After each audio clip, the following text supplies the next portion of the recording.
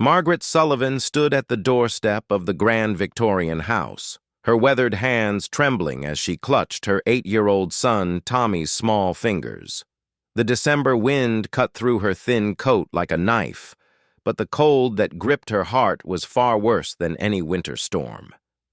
Behind the ornate glass door, warm yellow light spilled onto the porch, and she could hear the faint sound of laughter from inside. She had walked 3 miles through the snow to reach this neighborhood, where the houses stood like silent guardians behind their manicured lawns. Each step had been a struggle, not just because of the weather, but because of what she was about to do. Margaret had never imagined that desperation could drive a mother to such lengths. Tommy looked up at her with his father's blue eyes, confusion written across his innocent face. "Mama, why are we here? I thought we were going home." His voice was barely a whisper, and Margaret felt her heart shatter a little more. How could she explain to her child that home no longer existed? How could she tell him that the small apartment they had shared was now beyond their reach?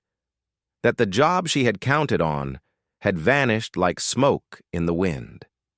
Margaret knelt down to Tommy's level, brushing a strand of his dark hair from his forehead. "Remember what I told you about angels, sweetheart?" she said softly. "Sometimes they come in the form of kind people who help us when we need it most." Tommy nodded, though his eyes still held that worried look that no child should ever have to wear. The story of how Margaret Sullivan had arrived at this moment was one of gradual descent, each misfortune building upon the last until she found herself standing at the edge of a precipice with no way back. Just 6 months earlier, she had been living a modest but stable life. She worked as a seamstress in a local factory, her steady income enough to keep her and Tommy in their small apartment. Her husband Robert had died 2 years prior in an industrial accident, leaving her to raise their son alone, but she had managed to build a routine that worked. The factory had been her lifeline, not just financially but socially. The other women who worked alongside her had become like family, sharing stories during lunch breaks and looking out for each other's children when needed. Margaret was known for her quick hands and attention to detail, qualities that had kept her employed even when others faced layoffs.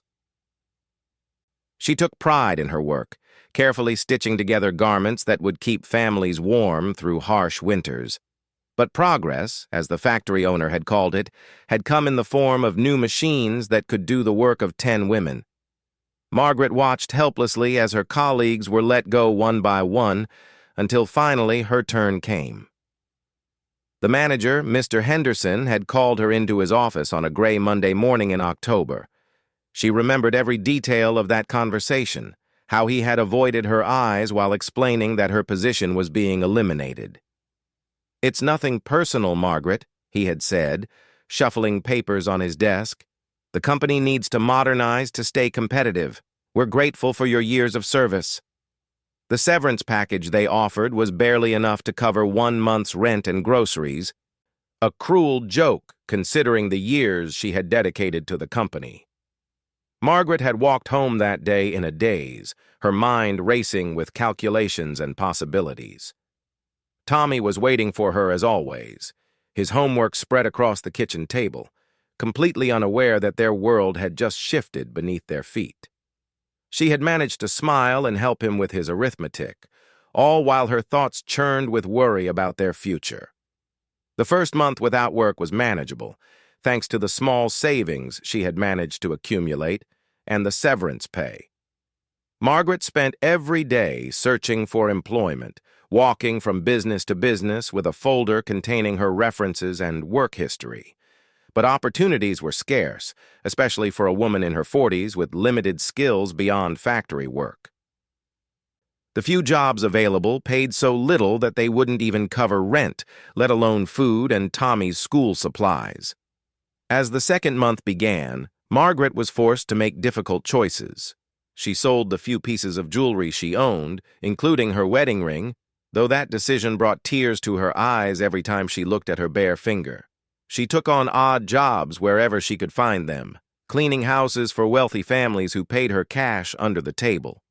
The work was sporadic and barely enough to keep them afloat. Tommy began to notice the changes, though Margaret tried her best to shield him from their growing troubles. She would send him to bed before she counted and recounted their dwindling money, and she made sure he never went hungry, even if it meant she ate very little herself. But children are perceptive, and Tommy could sense the worry in his mother's eyes, the way she stared at unopened bills on the counter, the whispered phone conversations with their landlord. The breaking point came in early December when their landlord, Mr. Kowalski, knocked on their door with an eviction notice. Margaret had been able to pay only half the rent for 2 months running, promising each time that she would make up the difference. But his patience had run out, and he needed reliable tenants who could pay the full amount. He gave them 2 weeks to find the money or vacate the premises. "I'm sorry, Margaret," he had said, and she could tell he genuinely meant it. "You're a good tenant, and Tommy's a sweet boy, but I have my own family to think about. The bank won't accept excuses if I can't make my mortgage payments." Margaret understood his position, but understanding didn't make their situation any less desperate. That night, after Tommy had fallen asleep, Margaret sat at their kitchen table and faced the harsh reality of their circumstances. She had exhausted every option she could think of. The local churches had helped with food donations, but they couldn't assist with housing costs. Social services had a waiting list months long for housing assistance, and the shelters in their area were overcrowded and had become unsafe, especially for a woman alone with a young child. Margaret had one distant relative, her late husband's sister Eleanor, who lived across the country. But Eleanor had made it clear at Robert's funeral that she considered Margaret an outsider who had trapped her brother into marriage. Asking for help from that quarter would likely result in humiliation and rejection. As the days passed and their deadline approached, Margaret became increasingly desperate. She applied for jobs that required no experience, willing to scrub floors or wait tables if it meant steady income. But even when employers seemed interested, they wanted to start new hires after the holidays, which would be too late to save their housing situation. The weather had turned bitter cold, and Margaret knew that finding themselves on the street in December could be a death sentence, especially for Tommy. She had heard stories of families who had frozen to death in their cars, of children who had died of exposure while their parents desperately searched for shelter. The thought of her son suffering such a fate kept her awake at night, staring at the ceiling and praying for a miracle. It was Mrs. Chen from the grocery store who had given Margaret the idea that led her to this doorstep. Mrs. Chen had noticed Margaret carefully counting out coins to buy a small bag of rice and had asked about her situation. When Margaret explained their predicament, Mrs. Chen had mentioned the Thornton family, who lived in the wealthy part of town. "They lost their own child years ago," Mrs. Chen had said quietly. "A boy about your Tommy's age. Mrs. Thornton has never been the same since. I heard she volunteers at the children's hospital now, reads stories to sick kids. Maybe she would understand what a mother's love means." Margaret had initially rejected the idea as too far-fetched, too presumptuous. How could she impose on strangers, asking them to care for her child? But as their final days in the apartment ticked away and no other solutions presented themselves, the idea began to seem less impossible and more like their only hope. She had spent 2 days gathering information about the Thornton family. James Thornton was a successful lawyer who had built a practice representing working families against large corporations. His wife, Sarah, had been a teacher before their tragedy struck. They lived in a house that was large enough for a dozen children, set on grounds that included a garden and even a small pond. From everything Margaret could learn, they were decent people who had been dealt their own devastating blow by fate. The decision to approach them had been the most difficult of Margaret's life. Every maternal instinct screamed against the idea of leaving Tommy with strangers, even temporarily. But every rational thought told her that a warm, safe home with people who could provide for him was better than the street in the middle of winter. Margaret had dressed Tommy in his best clothes, the ones she had been saving for Christmas morning. She had washed and mended them carefully, wanting him to look presentable. She had also written a letter explaining their situation, outlining her qualifications and character references, and proposing a temporary arrangement that would benefit everyone involved. Now, standing on the Thornton doorstep, Margaret felt the weight of her decision pressing down on her like a physical force. Tommy was shifting from foot to foot in the cold, and she knew she couldn't delay much longer. She took a deep breath and pressed the doorbell, hearing it echo through the house like a call to judgment. Footsteps approached from inside, and Margaret's heart hammered against her ribs. The door opened to reveal a woman in her early 50s, with salt and pepper hair pulled back in a neat bun and kind eyes behind wire-rimmed glasses. This had to be Sarah Thornton. "Yes?" Sarah said, looking from Margaret to Tommy with curiosity rather than annoyance. Margaret's carefully rehearsed speech seemed to evaporate from her mind. She opened her mouth, closed it, then tried again. "Mrs. Thornton, my name is Margaret Sullivan, and this is my son Tommy. I know this is unusual, but we're in desperate need of help." Sarah's expression shifted to concern as she noticed the thin coats and worn shoes, the way Tommy pressed close to his mother's side. "Please, come in from the cold," she said, stepping aside to let them enter. "You both look frozen." The warmth of the house enveloped them like an embrace, and Margaret felt Tommy relax slightly beside her.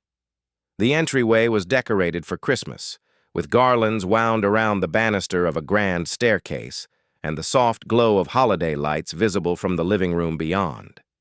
It was a home filled with love and care, exactly the kind of place Margaret had dreamed of providing for her son.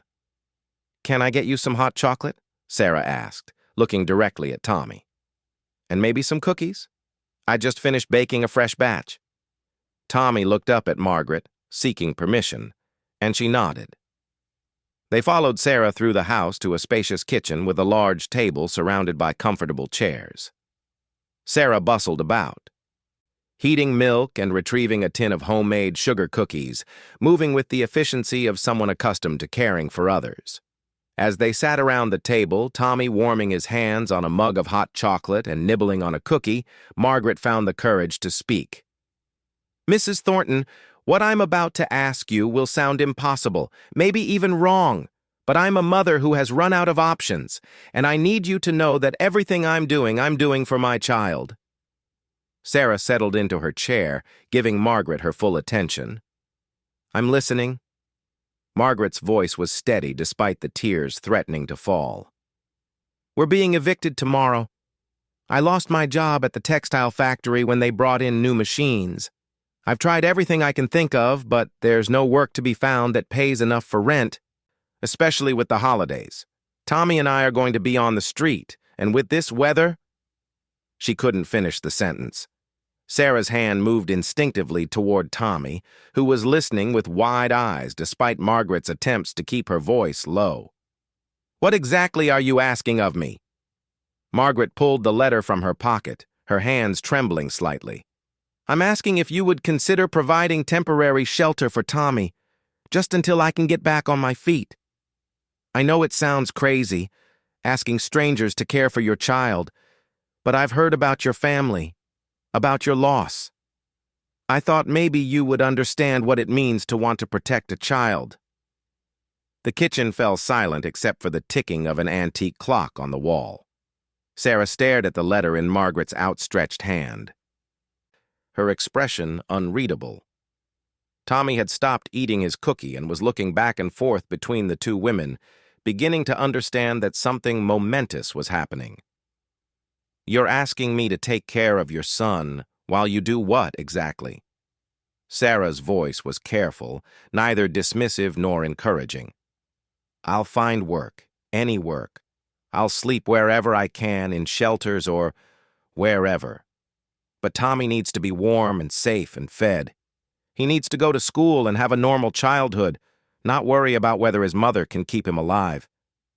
Margaret's voice broke on the last words, and she fought to compose herself. I can clean houses. I can do laundry.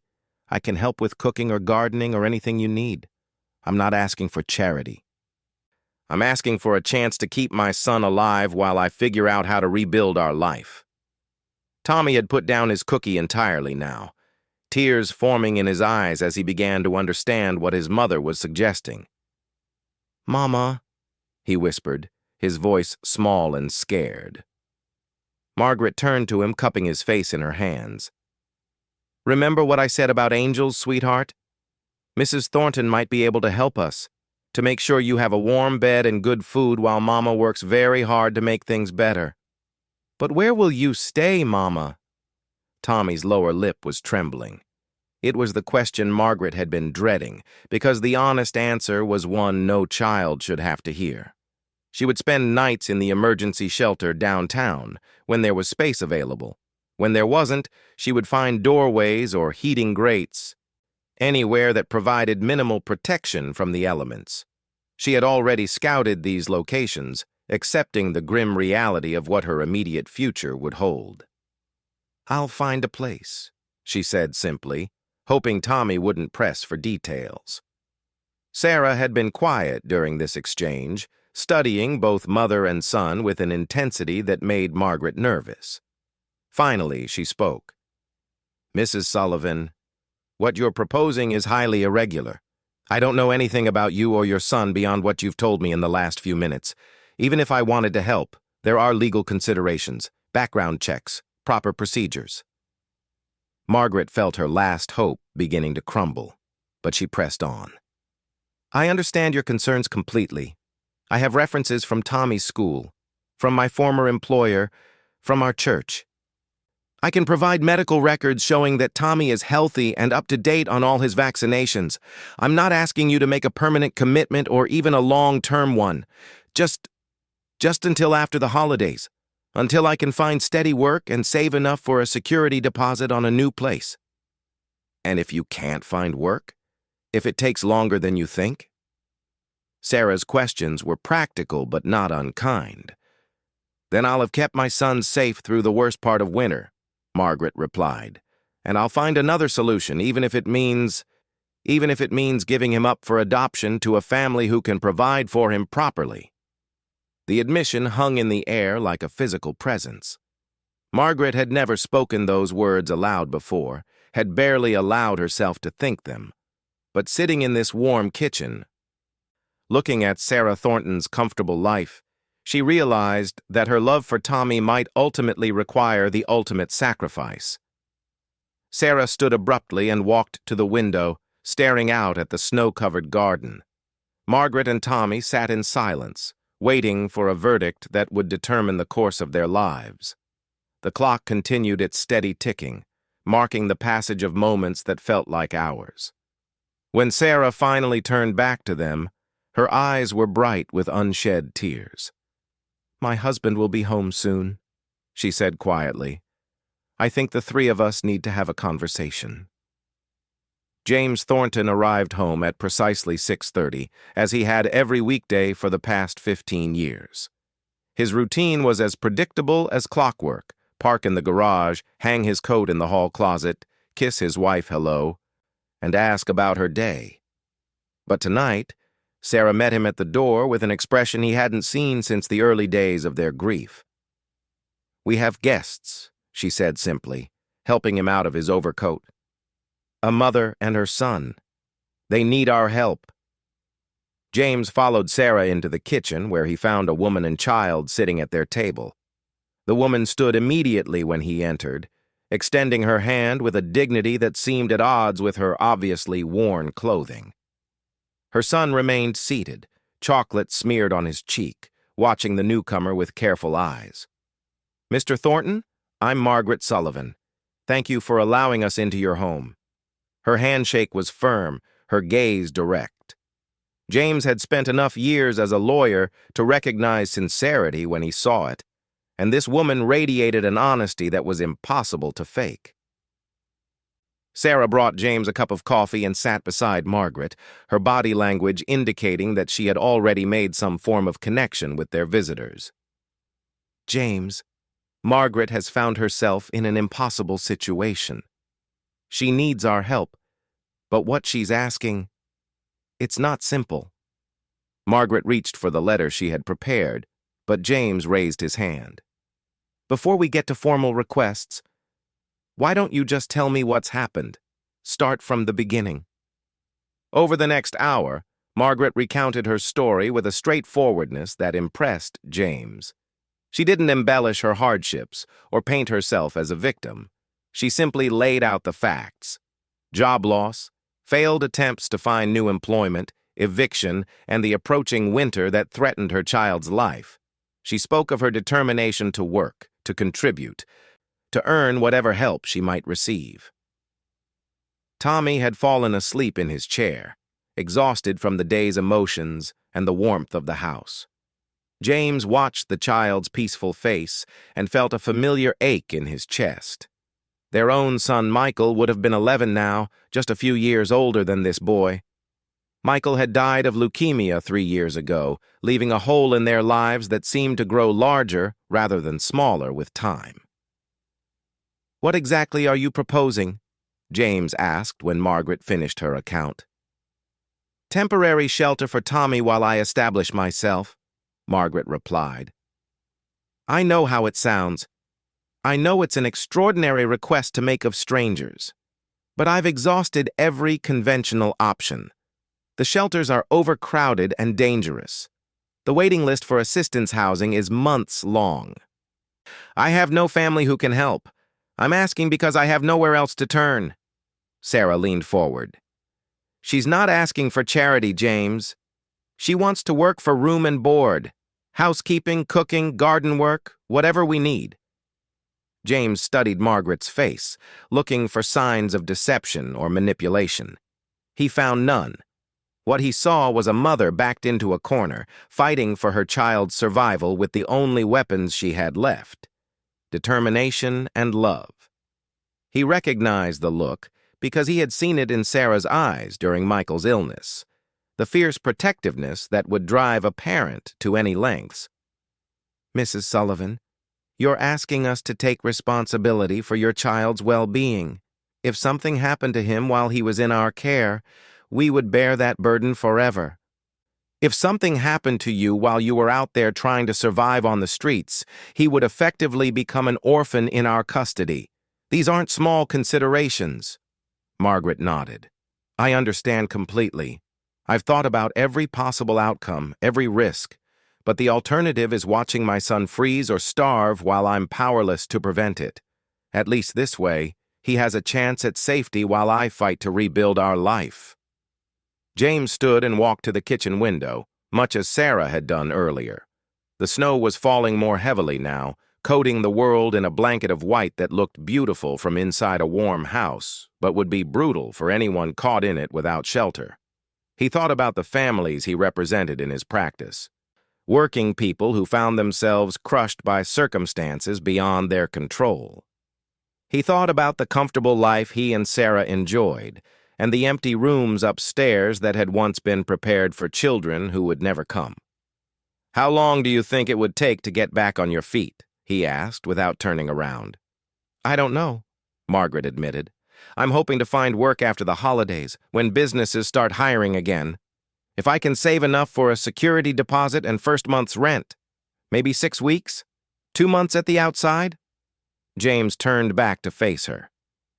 "And if you can't find work in that time frame, then I'll have given Tommy 2 months of warmth and safety, and I'll face whatever comes next." Margaret's voice was steady, but James could hear the fear underlying her words.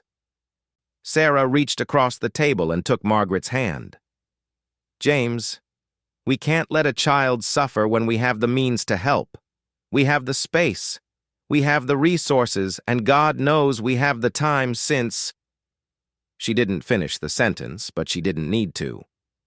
James looked at his wife, seeing something in her expression that had been absent for 3 years. Since Michael's death, Sarah had thrown herself into volunteer work at the children's hospital. but she had always returned home to a house that felt too large and too quiet. Now, for the first time in years, she looked like she had a purpose that extended beyond managing her grief. "There would have to be conditions," James said finally.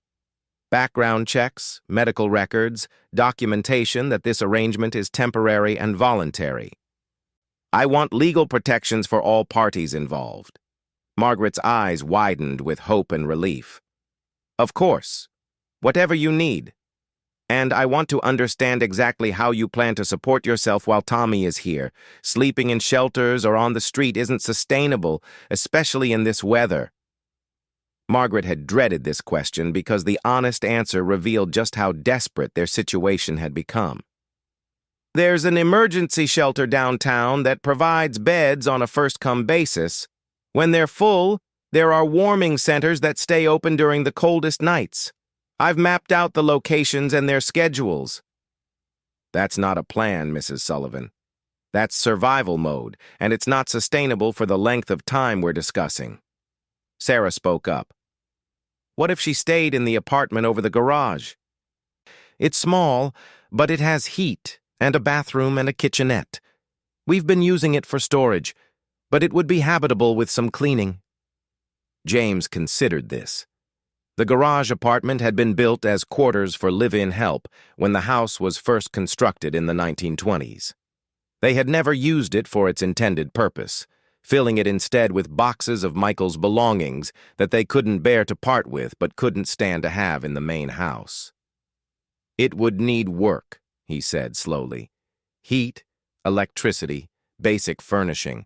And it would mean we're providing housing for you as well as care for your son." "I would work for it," Margaret said quickly. "I could maintain the house, prepare meals, manage household tasks. I'm a good cook and an experienced cleaner. I could free up time for both of you to focus on your careers." Tommy stirred in his chair, waking slowly from his nap. He looked around in confusion for a moment before his eyes found his mother. "Are we going home now, Mama?" The simple question hung in the air like a prayer. Margaret knelt beside his chair and smoothed his hair.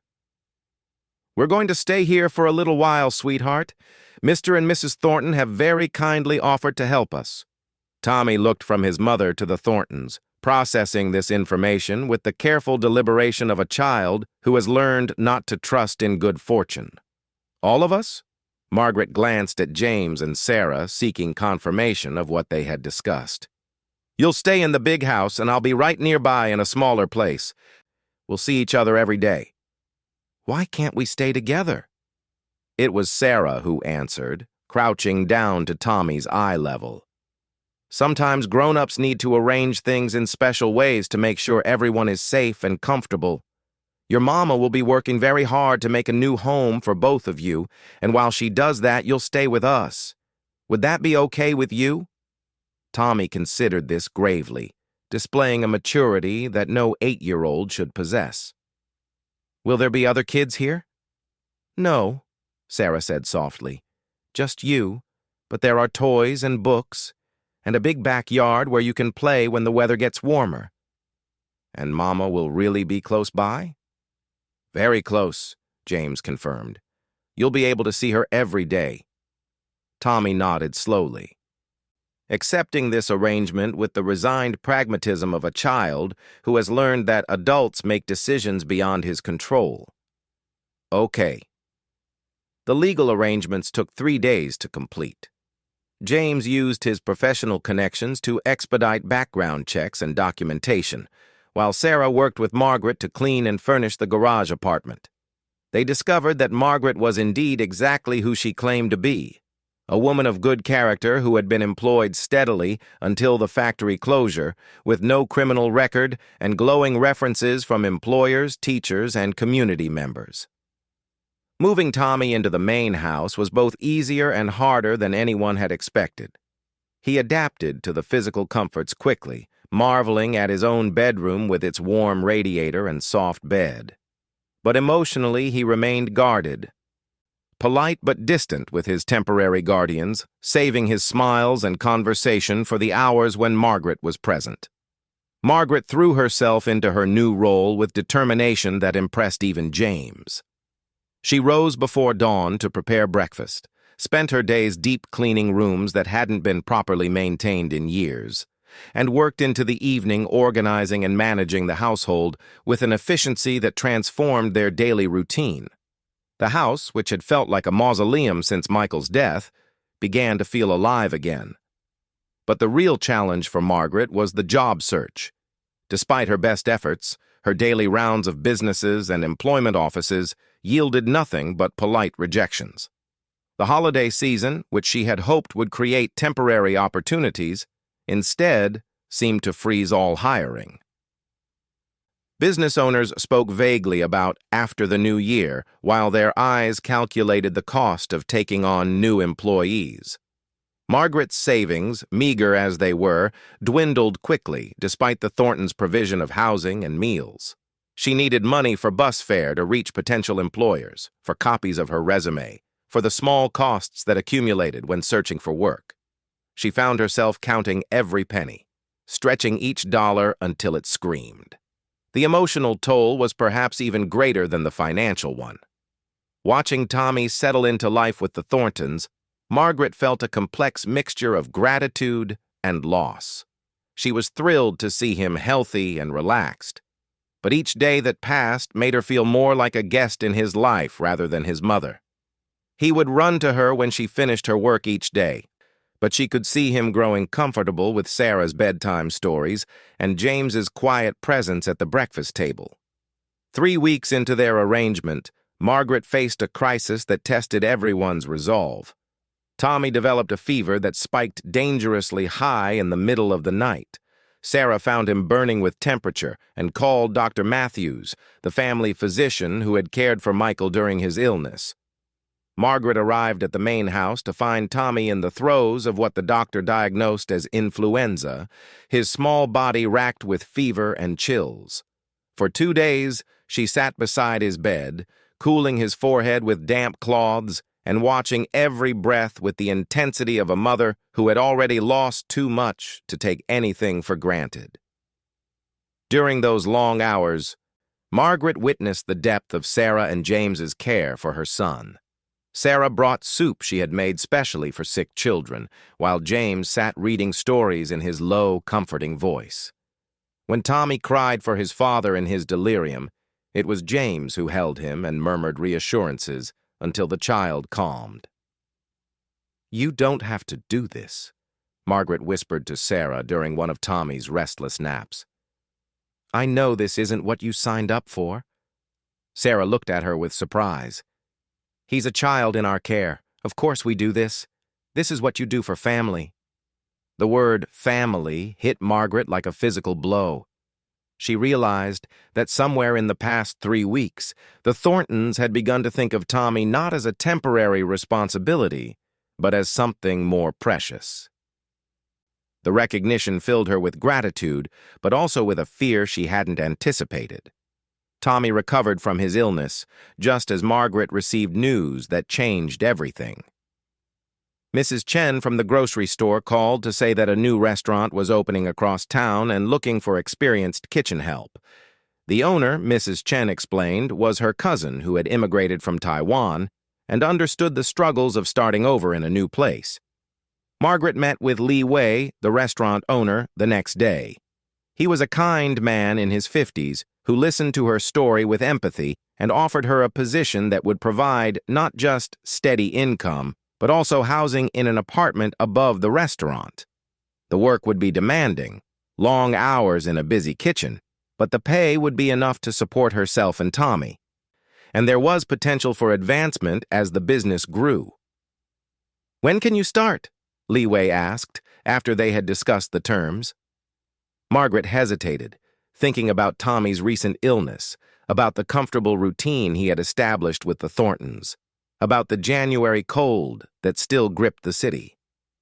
"Would it be possible to begin after the first of the year? I need to make arrangements for my son." Li Wei smiled. "Family comes first.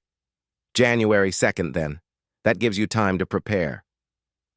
Margaret walked back to the Thornton house with mixed emotions. The job represented everything she had been working toward: independence, stability, the ability to provide for Tommy herself. But it also meant the end of the arrangement that had kept them both safe and fed through the worst part of winter. That evening, she sat with Sarah and James in their living room, Tommy playing quietly with building blocks nearby.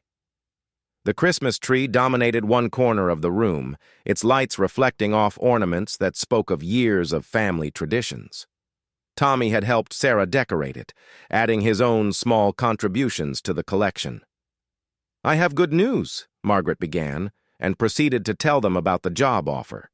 She watched their faces carefully as she explained that she would be able to take Tommy with her when she started, that they had achieved the goal they had set out to accomplish. "That's wonderful," Sarah said, but her voice lacked conviction. "You must be so relieved." "I am," Margaret agreed. "And I can never thank you enough for making this possible. You've given us back our future." James leaned forward in his chair. "When would you be leaving?"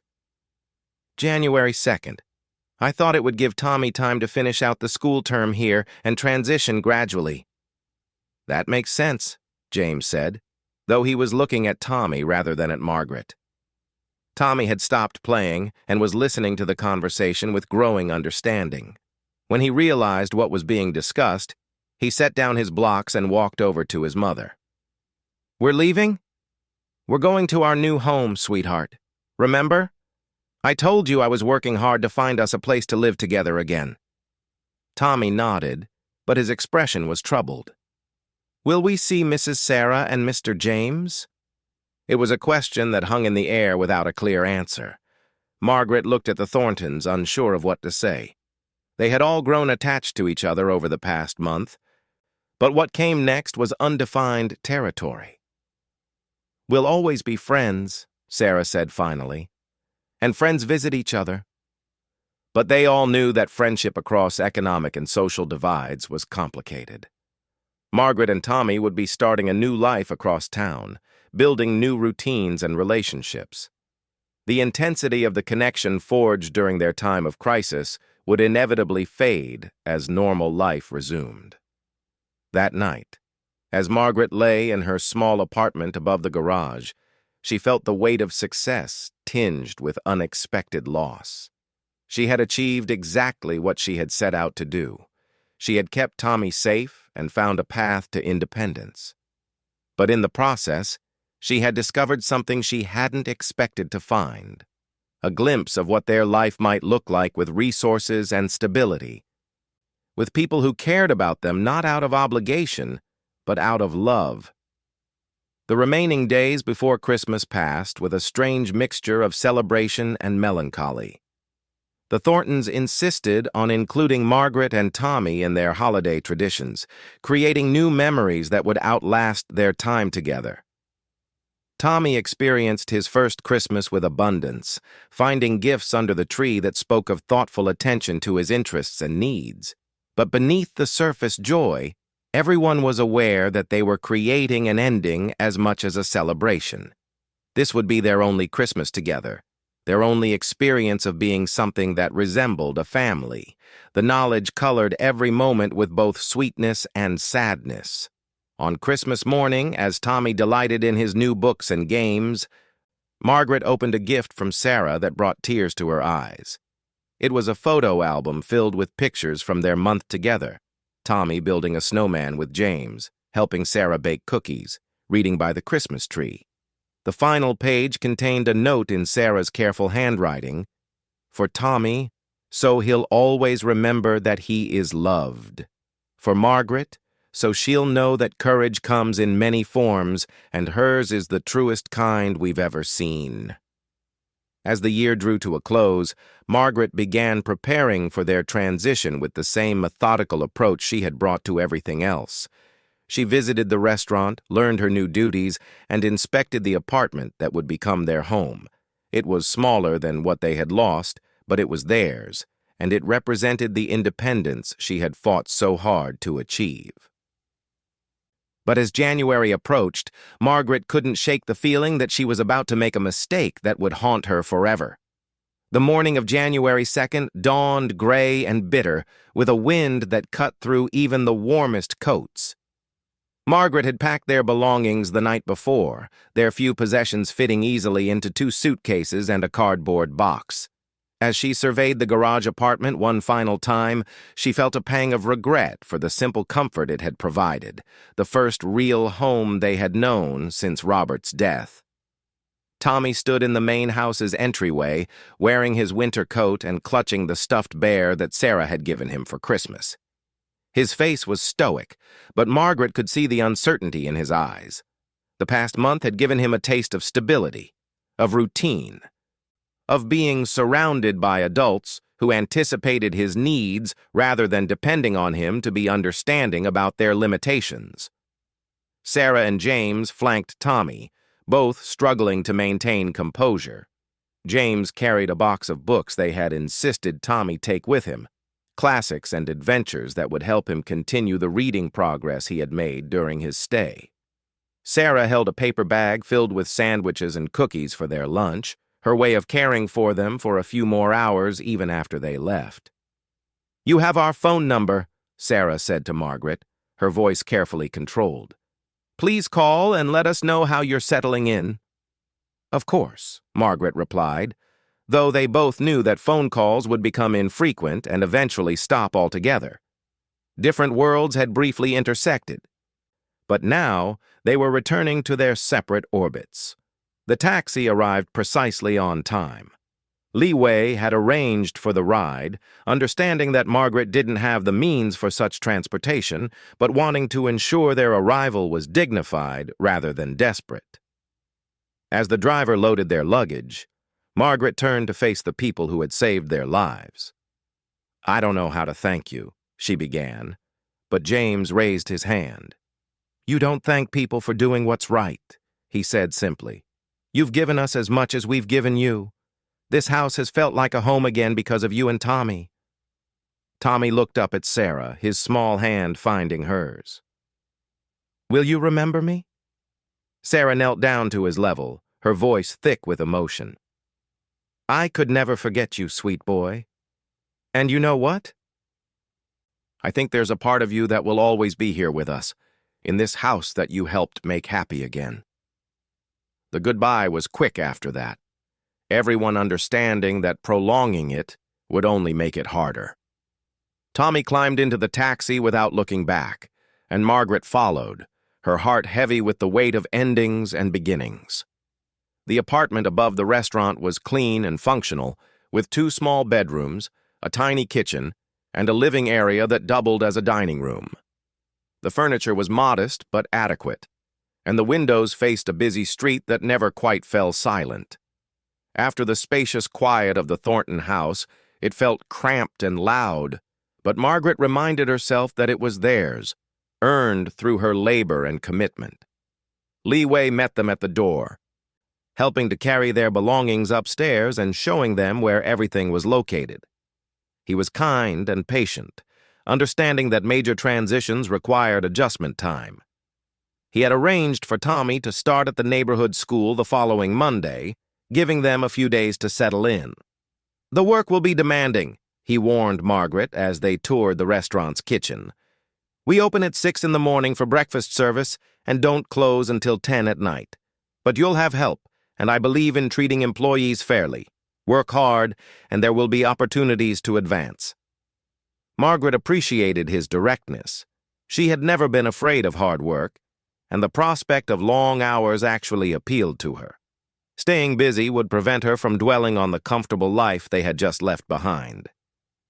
The first week was challenging in ways Margaret hadn't anticipated. The physical demands of restaurant work were intense, standing for hours, managing multiple orders simultaneously, working in the heat and chaos of a busy kitchen. Her hands, which had grown soft during her month as the Thorntons' housekeeper, quickly developed new calluses from handling hot pans and rough utensils. But more difficult than the physical adjustment was watching Tommy struggle to adapt to their new circumstances. The school was overcrowded and underfunded, lacking the resources and individual attention he had briefly experienced in the Thorntons' affluent neighborhood. His teacher was competent but overwhelmed, managing 32 students with minimal supplies and support. Tommy came home each day looking increasingly subdued. He completed his homework diligently and helped with simple chores around their small apartment. But the spark that had begun to return during their stay with the Thorntons seemed to dim with each passing day. He rarely complained, which worried Margaret more than if he had expressed outright unhappiness. "How was school today?" she would ask during their hurried dinners between her restaurant shifts. "Fine," Tommy would reply, the word becoming his standard response to most questions about his new life. Margaret worked double shifts whenever possible, driven by the need to save money for their future and prove her value to Lee Wei. She was determined to build a foundation that would allow them to eventually move to a better neighborhood, to give Tommy access to better schools and opportunities. But the long hours meant she saw less of her son than ever before, even though they were finally living under the same roof again. 3 weeks into their new routine, Margaret received a phone call that changed everything. She was in the middle of preparing vegetables for the dinner rush when Lee Wei called her to the office phone. Sarah Thornton's voice was shaking as she spoke. "Margaret, I hope I'm not overstepping, but I needed to call. James and I have been thinking about you and Tommy every day since you left." "We're doing well," Margaret replied automatically, though even as she said it, she knew it wasn't entirely true. "I'm sure you are. You're both incredibly strong. But I have something to ask you, and I want you to promise you'll really consider it before you answer." Margaret felt her heart start to race. "What is it?" "James and I have been talking to lawyers, social workers, people who understand these situations. We want to know if you would consider a more permanent arrangement. Not adoption," Sarah added quickly, "but something like shared custody. Tommy could stay with us during the week, go to the good school in our district, and spend weekends and holidays with you. You could continue building your career without worrying about childcare, and Tommy could have access to opportunities that might not be available otherwise." The suggestion hit Margaret like a physical blow. She sank into the chair beside Lee Wei's desk, her mind reeling. "You want to take my son?" "No," Sarah said emphatically. "We want to help raise him, with you, as a family, just not a traditional one." Margaret's first instinct was to refuse immediately. The idea of sharing her child, of acknowledging that she couldn't provide everything he needed, felt like admitting defeat. But even as her pride rebelled against the suggestion, her rational mind began to process what Sarah was offering. Tommy could attend an excellent school, have access to music lessons and sports, and all the enrichment activities that wealthy families took for granted. He could grow up in a house with space to play and books to read, and adults who had time to help with homework.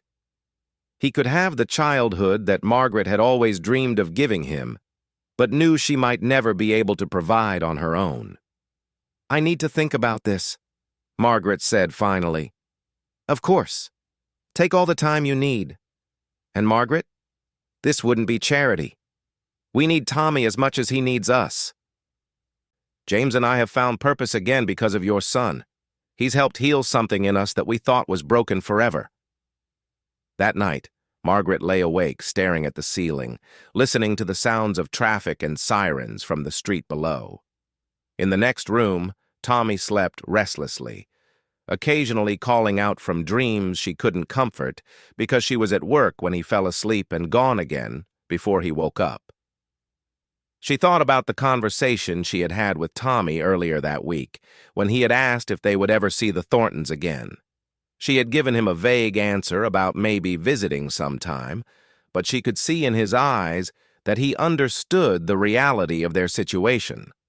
Different worlds didn't stay connected without significant effort from both sides. Over the next few days, Margaret began to really observe Tommy's adjustment to their new life. She saw how he perked up when she mentioned their former hosts, how carefully he guarded his memories of their time in the big house. She noticed that he had taught himself to be quiet in their small apartment, understanding instinctively that noise would disturb their neighbors. She watched him make himself smaller in every way, adapting to reduced circumstances with a maturity that broke her heart. The breaking point came on a Saturday afternoon when Margaret had a rare day off from the restaurant. She took Tommy to the public library, hoping to recreate some of the reading time he had enjoyed with Sarah. But the children's section was crowded and noisy, the books worn and limited. Tommy dutifully selected a few titles, but she could see him comparing everything to the quiet library in the Thornton house, with its comfortable chairs and extensive collection.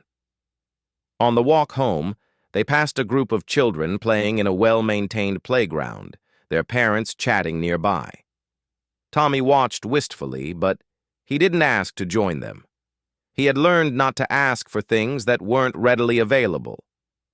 That evening, as Margaret helped Tommy with homework that was below his reading level, she faced the truth she had been avoiding. Her love for her son was absolute and unquestionable, but love alone might not be enough to give him the life he deserved. The courage that had driven her to the Thorntons' doorstep in December had been about survival.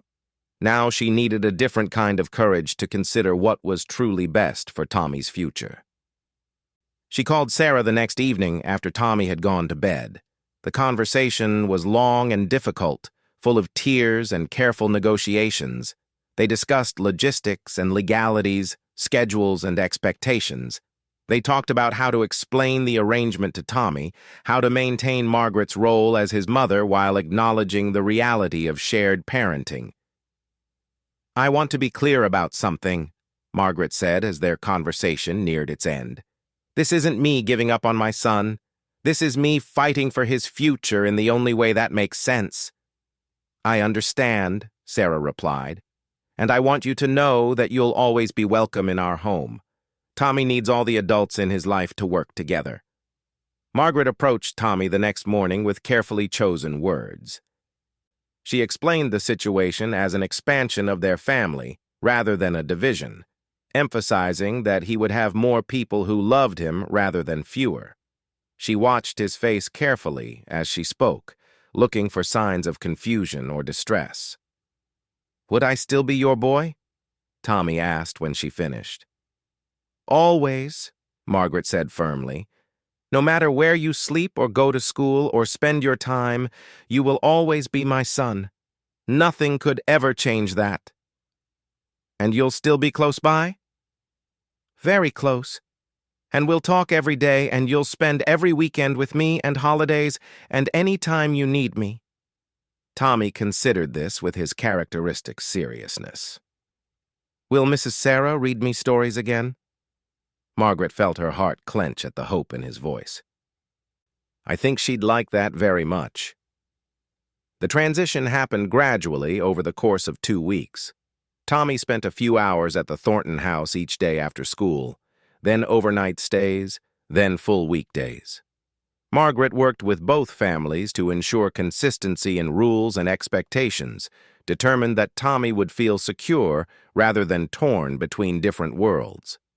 Lee Wei was understanding about the arrangement, even offering Margaret additional responsibilities that would allow her to advance more quickly in the restaurant business. "Family is everything," he said simply. "You're doing what's best for your son. That takes wisdom."